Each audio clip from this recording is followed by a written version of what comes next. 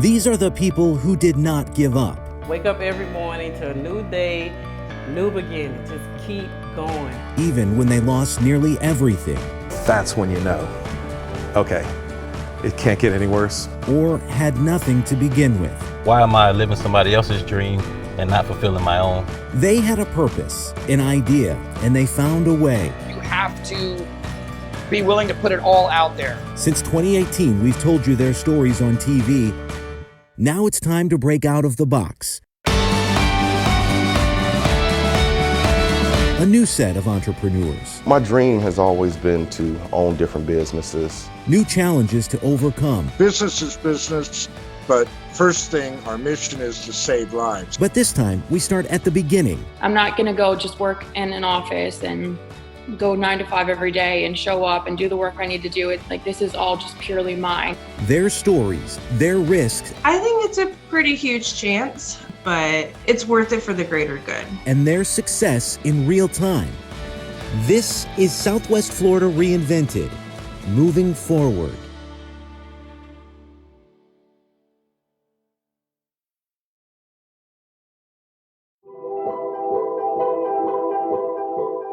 That's what it is. A sheer determination that when I see a path, I see a light, that I work towards that light, regardless of how slow it is or fast, that I continually put the steps in every single day.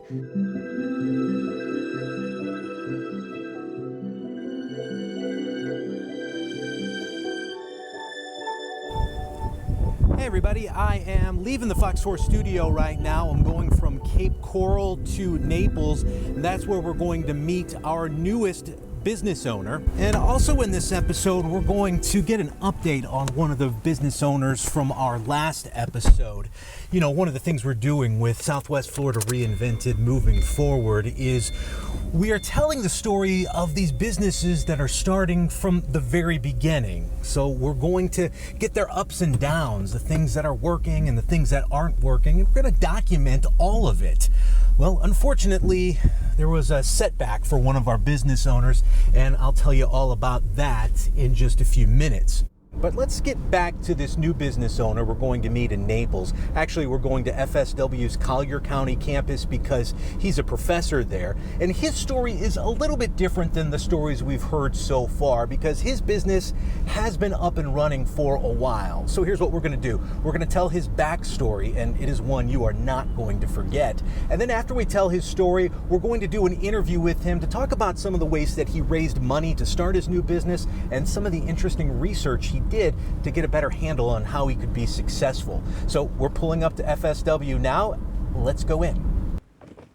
There are two things I want to tell you about Fabio Tagliasacci right off the bat. The first is what happened to him about 13 years ago when he went to the ER with heart problems. At that time, I learned that I was very allergic to nitroglycerin. They gave it to me and I died. I flatlined. I died for 26 seconds. That would eventually give him the idea for a new business. But it's the second thing about Fabio that made the idea a reality. In 1955, I had polio. My parents were wonderful. The focus was not on what I could not do. The focus was always on what I could do. Because of that experience and because of them, you develop determination, a will to focus, to move forward. Fabio sees the world as a series of problems to solve. He's an author, a math professor at Florida Southwestern State College. Awesome! And about 4 years ago, the day after doing a 5K, he started having chest pains once again. It is common for a first responder to give people with a cardiac issue in the moment with pain, nitroglycerin. What I realized at that point is that if I'd not been able to share that knowledge that I had about the nitroglycerin and my personal health, that was going to have a dramatic impact on my survivability. As he recovered, Fabio couldn't help but wonder about the people who aren't able to give important medical information to first responders. So he went to work solving a problem. He hooked up with a computer programmer. And he can put into reality what I envision. and then we work hand in hand every day. And they started with high-tech ideas. What helped me was my questions with first responders. So I said, oh, I'm gonna build an app, and I went, that's worthless. What do you mean? Well, we're not gonna play with that. We have seconds to save this person's life. Seconds. And every second is vital to us. They set the parameters because they don't want to carry another piece of technology. They're carrying enough. The answer to this problem Fabio found was something simple: C-Alert. It's a QR code on a card in your wallet or on a pendant, a key fob, a shoe tag, really any wearable jewelry. First responders can scan the code with something they already have, their cell phone, and immediately pull up information that you decide to make shareable so they can treat you safely. Every person needs help sometime. And when we do, they're angels, right? And this helps them be better angels. This gives them the tool that they can use to give us the care we need. Fabio says he keeps finding new uses for his product. It can store information about your COVID vaccine or maybe link to a living will. As more customers sign up for the service, he says it's not so much about solving a problem anymore. It's about finding ways to help save lives. Find your focus. Make sure that you are solving a need. And never, ever quit. The other thing I wanted to ask you about is when you were in the beginning stages of creating a business to do this, you were raising money, and you did that in a somewhat unique way, at least compared to some of the other business owners in our series. You went out and I guess did some crowdsourcing, right? Oh, the Kickstarter campaign. Right, yeah. Right. Well, in the beginning, everything was self-funded, and we were basically, laying it out there, right? My partner and I.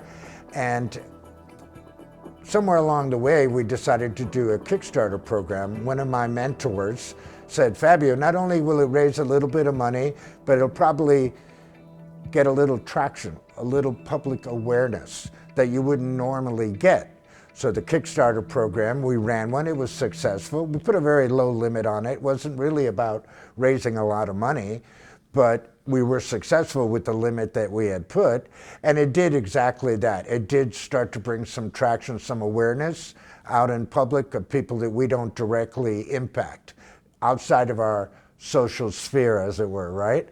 But it was a very good vehicle, and I would recommend it to other entrepreneurs, but not just for the money, but to build some traction and some awareness about their product and to get some feedback.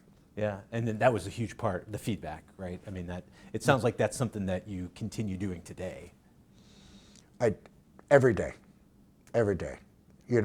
That feedback from not just the members, that's critical, but also all the professionals involved and all the families.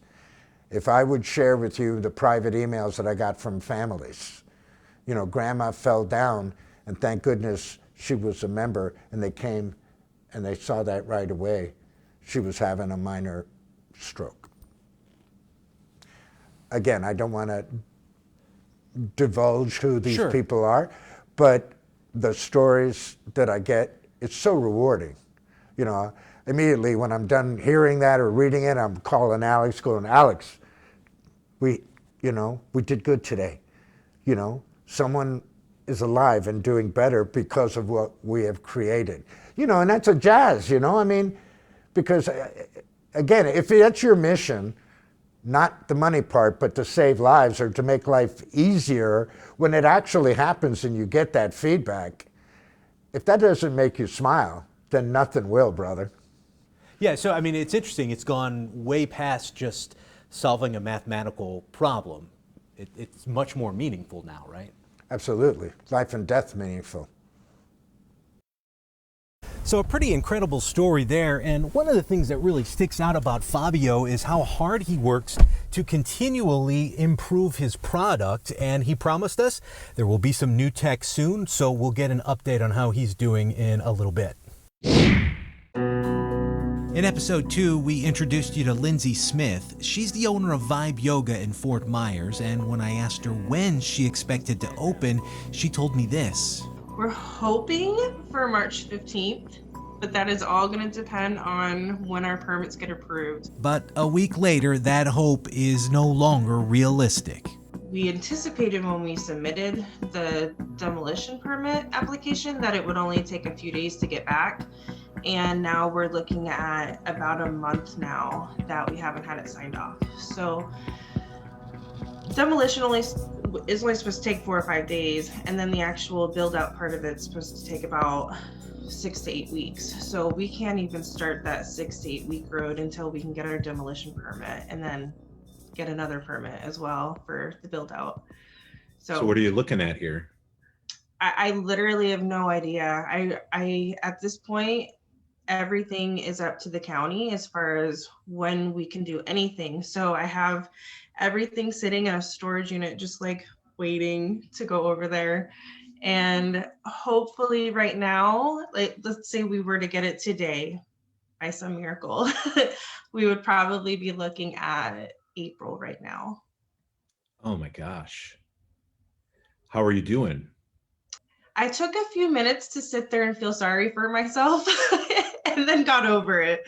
One thing that I teach is resiliency. So I have to show that as well. And so it's really important for me, my family, my team, that we just keep going, just keep doing what we can do in the meantime, and it'll just make it that much more perfect in the end. From a financial standpoint, how much does this hurt? I didn't anticipate on actually making any money for at least a year or two. So with that being said, I wasn't expecting any income because we wanted to really push this establishment towards serving the community instead of gaining a profit off of the community. So it's not hurting us so much financially because of that, because we planned on hosting so many free classes and whatnot anyway. Now, most small business owners are not in that boat, so I want to bring in Erica Kastner with FGCU's Small Business Development Center. She's going to give us perspective about what our business owners are going through during this series. How common is this kind of delay for a new business owner?